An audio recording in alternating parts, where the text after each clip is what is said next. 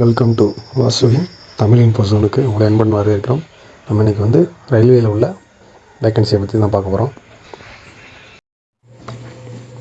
ரயில்வேயில் ரொம்ப முக்கியமான அறிவிப்பு. ரயில்வே வேலையை தான் போவேன் அப்படின்னு ரொம்ப நாளாக படிச்சுட்டு இருக்கவங்களுக்கு ரொம்ப முக்கியமான அறிவிப்பு. 10ஆம் வகுப்பு 12ஆம் வகுப்பு படிச்சுட்டு போதும் 22,000க்கும் மேற்பட்ட வேக்கன்சிஸ் விட போகிறாங்க. அதுக்கான நோட்டிஃபிகேஷன் வந்திருக்கு.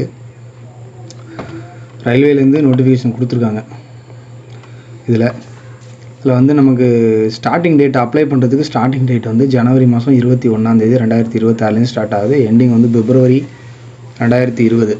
30 நாள் நமக்கு டைம் கொடுத்துருக்காங்க அப்ளை பண்ணுறதுக்கு, 30 days. இதோட பேசிக் பே அப்படின்னு நம்ம கம்பேர் பண்ணும்போது 18,000 போட்டிருக்காங்க. உங்களுக்கு எப்படியும் மினிமம் 30,000க்கு மேலே வரும் சம்பளம். அருமையான ஜாப்பு, நல்ல வேக்கண்ட்டு. கவர்மெண்ட் ஜாபுக்கு, சென்ட்ரல் கவர்மெண்ட் ஜாபுக்கு போகிறோம்னு நினைக்கிறவங்க நல்லா படிக்கலாம், நல்லா படித்து நல்ல வேலைக்கு போகலாம். அருமையான வேலை. ஏஜ் 18லேருந்து 33 வயசு கொடுத்துருக்காங்க. குவாலிஃபிகேஷன் 10th, அதற்கு ஈக்குவலான ஐடிஐ. இதுதான் வேக்கன்சிஸ் 22,000 சொல்லியிருக்காங்க. அப்ராக்சிமேஷன் அப்படின்னு பக்கத்தில் போட்டிருக்காங்க. அப்படிங்கும்போது அது உங்களுக்கு முன்ன பின்ன வரும். மேக்ஸிமம் கூடுறதுக்கு உண்டான வாய்ப்புகள் இருக்குது. இதில் ஆதார் மேண்டரி அப்படிங்கிற மாதிரி, ஆதார் மேண்டரி அப்படி இல்லைன்னா அதர் ப்ராசஸும் இருக்குது. அதில் இன்னொரு ரீசன் சொல்லியிருக்காங்கன்னா, ஆதாரில் இருக்கக்கூடிய நேமு, டேட் ஆஃப் பர்த்து, அதில் இருக்கக்கூடிய ஃபோட்டோ, அதில் இருக்கக்கூடிய பயோமெட்ரிக்கு எல்லாமே ரீசெண்டாக இருக்கிற மாதிரி சொல்லியிருக்காங்க. அதனால் எல்லோரும் உங்களோட ஆதார் கார்டை 10th மார்க் ஷீட்டில் எப்படி இருக்கோ அதே மாதிரி நேமு, டேட் ஆஃப் பர்த்து அதை கொஞ்சம் கரெக்ஷன் பண்ணி மாற்றிக்கோங்க. உங்களுடைய ஆதாரை அதை சரி பண்ணி மாற்றிக்கோங்க. தென் வழக்கமாக கொடுக்குற இன்ஸ்ட்ரக்ஷன்ஸ் கொடுத்துருக்காங்க. அதுக்கடுத்து எத்தனை ஜோன் இருக்குது? மொத்தம் 16 ஜோன் இருக்கும். அதுக்கடுத்து மெட்ரோவில் ஒன்று இருக்கும். மொத்தம் 17 செக்டார், 17 ஜோனில் வேக்கண்ட் இருக்கும். 17 ஜோனில் நீங்கள் வேலைக்கு போகிற மாதிரி இருக்கும்.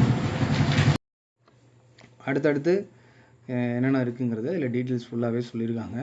நம்ம ஃபாலோ பண்ணி பார்ப்போம். இதில் நெக்ஸ்ட் அடுத்தடுத்து வரும். என்ன சொல்லியிருக்காங்கன்னா, அதில் என்னென்ன வேக்கன்சிஸ் இருக்குது அப்படிங்கிற டீட்டெயில்ஸ் கொடுத்துருக்காங்க. அதாவது என்னென்ன ஏரியாவில் ஜோன்ஸ் இருக்குது அப்படிங்கிறது கொடுத்துருக்காங்க.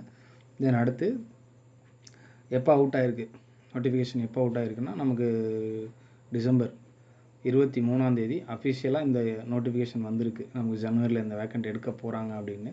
தென் அடுத்து அப்படியே இதோட டீட்டெயில்ஸ் பார்த்துட்டு போகிறோம். என்னென்ன கொடுத்துருக்காங்க, எப்போ ஸ்டார்ட் பண்ணுறாங்க. ஜனவரி 21 ஸ்டார்ட் பண்ணுறாங்க. ஆர்ஆர்பிலேருந்து அஃபிஷியலாக வந்திருக்கு.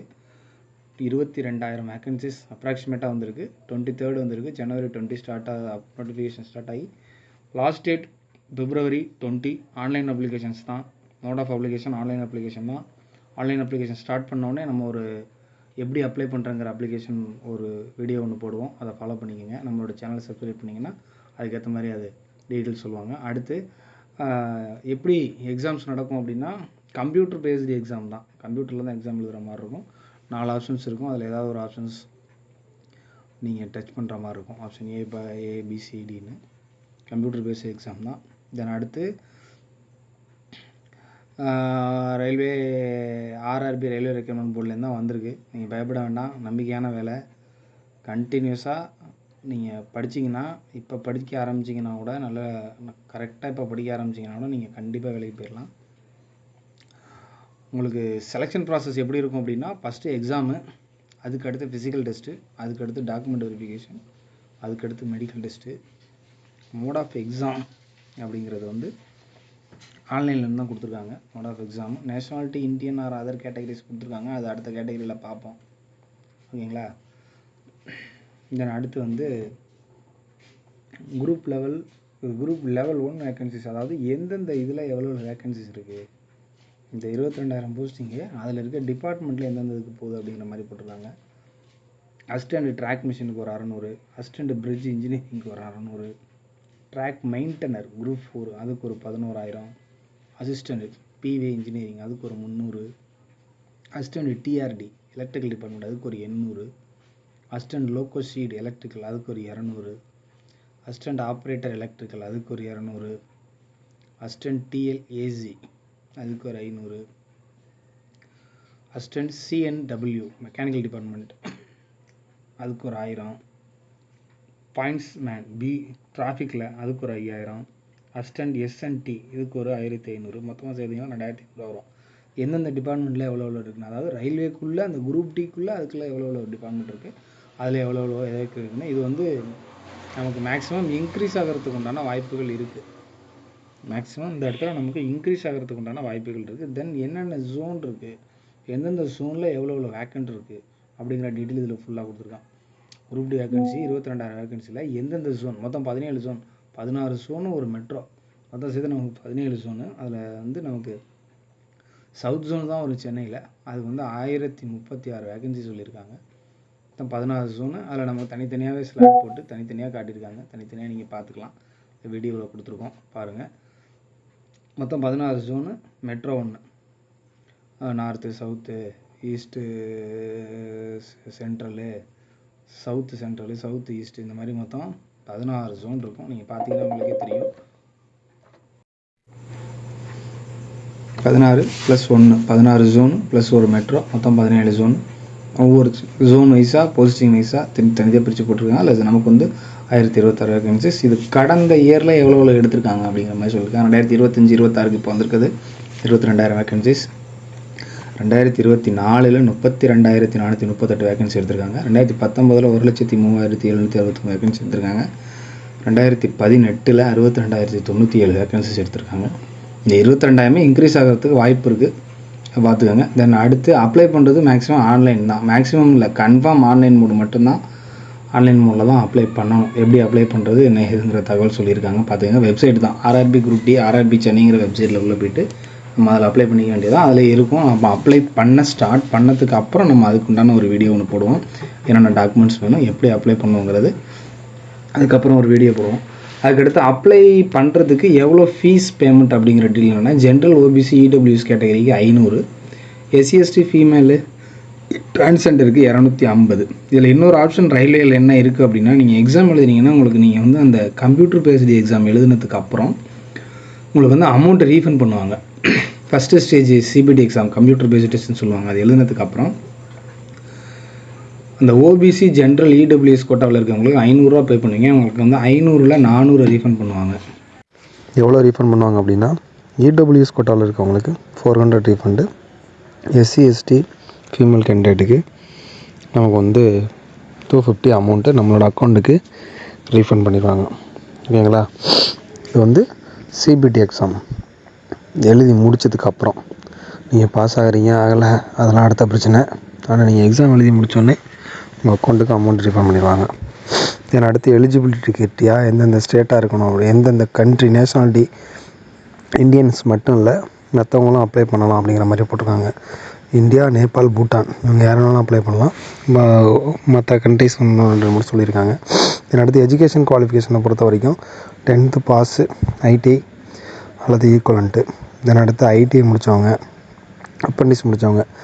தென் அடுத்து ஏஜ் லிமிட்டை பொறுத்த வரைக்கும் யூஆரும் இடபிள்யூஎஸ் அன்ரிசர்வும் இடபிள்யூஎஸ் கோட்டாவும் 2/1/1989 1/1/2007 வரைக்கும்.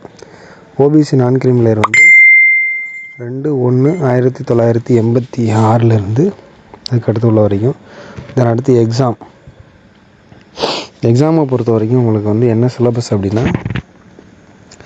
General science 25 question, mathematics 25 question, general intelligence and reasoning 30 question, general awareness and current affairs 20 question. மொத்தம் உங்களுக்கு 100 கொஸ்டின், 100 மார்க்கு.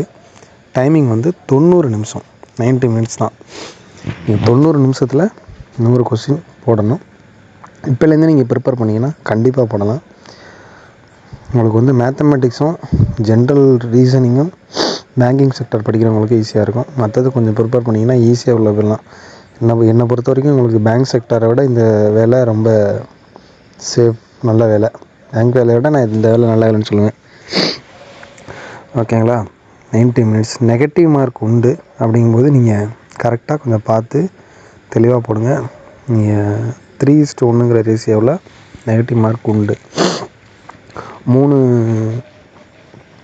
கொஸ்டின் நீங்கள் தப்பாக போட்டிங்கன்னா நீங்கள் எடுத்த மார்க்கில் 1 மார்க்கு குறையும்.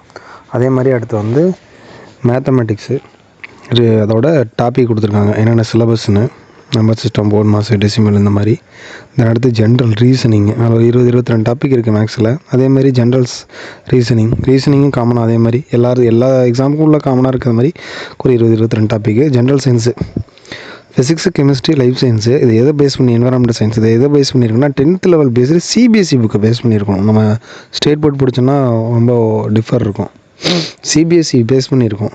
தென் அடுத்து ஜென்ரல் அவேர்னஸ்னால் current affairs, science, technology, sports. Current affairs மெயினாக படிக்கணும். நீங்கள் வந்து ஹிந்து பேப்பர் இப்போ தமிழ் மீடியம் தான் ஓரளவுக்கு செட் ஆகுது அப்படின்னா நீங்கள் தமிழ்லேயே ஹிந்து வருது, அதை படிக்கலாம். இல்லாட்டி ஹிந்து நீங்கள் டெய்லி கரண்ட் அஃபேர்ஸ் நோட் பண்ணி அதை ஃபாலோ பண்ணிகிட்டே இருந்தீங்கன்னா கரண்ட் அஃபேர்ஸ் அடிச்சிடலாம்.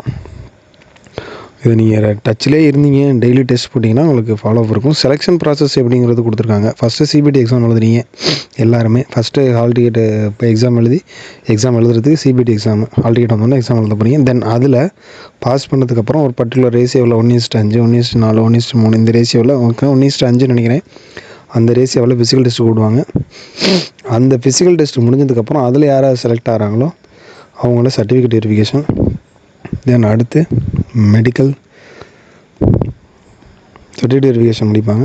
சர்டிஃபிகேட் வெரிஃபிகேஷன் முடிச்சுட்டு மெடிக்கல் போடுவாங்க. தென் அதுக்கு அடுத்து ஃபைனல் லிஸ்ட்டு. இது எல்லாத்தையும் சேர்த்து சிபிடி எக்ஸாமு, பெர்ஃபார்மன்ஸு எல்லாம் சேர்த்து ஃபைனல் மெரிட் லிஸ்ட்டு வரும். இதுதான் selection process. Final stage final merit list வந்ததுக்கப்புறம் தான் நம்ம வேலைக்கு போக முடியும். இதுதான் இதோட ப்ராசஸ்ஸு. ஓகேங்களா? நல்ல வேலை, நல்ல ஜாப்பு, நல்லா படிக்கலாம்.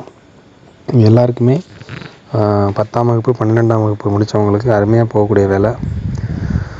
ரயில்வேயில் வேலை கிடைக்கிறனா அவ்வளோ ஈஸியான வேலை கிடையாது. நீங்கள் இப்போலேருந்து ப்ரிப்பேர் பண்ணிக்கலாம். உங்களுக்கு இது வந்து நீங்கள் எப்படியும் பிப்ரவரியில் முடியுதுன்னா உங்களுக்கு வந்து மார்ச்லேருந்து எக்ஸாம் நடக்கும். ஸ்லாட்டு போட்டாங்க. மேக்ஸிமம் மார்ச் ஏப்ரல்லேருந்து ஸ்டார்ட் போட்டிங்கன்னா உங்களுக்கு டைம் இருக்குது. எப்படியும் ஏப்ரல் ஜூன் டைம் நடக்கும். ஈஸியாக நீங்கள் இப்போ நல்லா படிக்கலாம். இப்போலேருந்து நீங்கள் டச்சில் இருக்கீங்கன்னா, இப்போலேருந்து நீங்கள் ப்ரிப்பேர் பண்ணிட்டு இருந்தீங்கன்னா நீங்கள் ஆட்டோமேட்டிக்காக நல்ல வேலைக்கு போகலாம். ஓகேங்களா? அதனால் 10ஆம் வகுப்பு மற்றும் 12ஆம் வகுப்பு மற்றும் ஐடிஐ முடித்தவங்களுக்கு ஒரு அரிய வாய்ப்பு. இந்த வாட்டி ரயில்வேயில் 22,000 வேகன்சிஸ். இது கண்டிப்பாக இன்க்ரீஸ் ஆகும். நல்லா படிச்சிங்கன்னா, டச்சிலே இருந்தீங்கன்னா, டெஸ்ட்டு கரெக்டாக போட்டிங்கன்னா நீங்கள் வேகன்சி உள்ளே போயிடலாம். தென் இதில் ரொம்ப இம்பார்ட்டண்டான ஒரு விஷயம், ஆதார் கார்டு எல்லோரும் கரெக்ஷன் பண்ணி வச்சுக்கோங்க. ஆதார் கார்டு கேட்குறாங்க. ஆதார் கார்டில் வந்து நேம் கரெக்டாக இருக்கணும்னு சொல்லியிருக்காங்க. 10th மார்க் ஷீட்டில் இருக்க மாதிரி ஆதார் கார்டில் நேம் இருக்கணும். அதில் ஃபோட்டோ, பயோமெட்ரிக் இது எல்லாமே ரீசெண்ட் அப்டேட் உள்ளதாக இருக்கணும் அப்படிங்கிற மாதிரி சொல்லியிருக்காங்க. அதனால் அதை கொஞ்சம் கரெக்டாக பார்த்துக்கோங்க. இதில் திரும்ப சொல்லியிருக்காங்க. 2 ரீசன் சொல்லியிருக்காங்க. Candidate R advised to verify to the primary details using Aadhaar during filling the online application in the order to avoid inconvenience and delay due to detailed security awareness stage in requirements process in நான் Aadhaar verification application. அதாவது ஆதார் நீங்கள் கரெக்டாக இருந்து கொடுத்தீங்கன்னா Aadhaar verification கொடுங்க, இல்லாட்டி நான் Aadhaar verification கொடுத்துருங்க. நீங்கள் 90% டைம் இருக்குது நமக்கு. இப்போயே நீங்கள் ஆதாரை வந்து நீங்கள் நமக்கு ஏற்ற மாதிரி வெரிஃபை பண்ணி வச்சுக்கோங்க. வாழ்த்துக்கள். எல்லோரும் நல்லா படிங்க. நம்ம சேனலை சப்ஸ்கிரைப் பண்ணிக்கோங்க. இப்போ யூஸான தகவல்னால் நம்ம சேனலை சப்ஸ்கிரைப் பண்ணிக்கோங்க. பெல் ஐக்கானை கிளிக் பண்ணிக்கோங்க. நமக்கு வந்து அடுத்து இது ஓப்பன் ஆனதுக்கப்புறம் இது எப்படி அப்ளை பண்ணுறது அப்படிங்கிற டீட்டெயில்ஸ் வந்து நான் உங்களுக்கு அடுத்த வீடியோவில் போடுறோம். கண்டிப்பாக ஓப்பன் ஆனோடனே அடுத்த வீடியோவில் போடுறோம். கண்டிப்பாக உங்களுக்கு யூஸ்ஃபுல்லாக இருக்கும். பார்த்துக்கோங்க. தேங்க்யூ. என்றும் உங்களுடன் வாசு.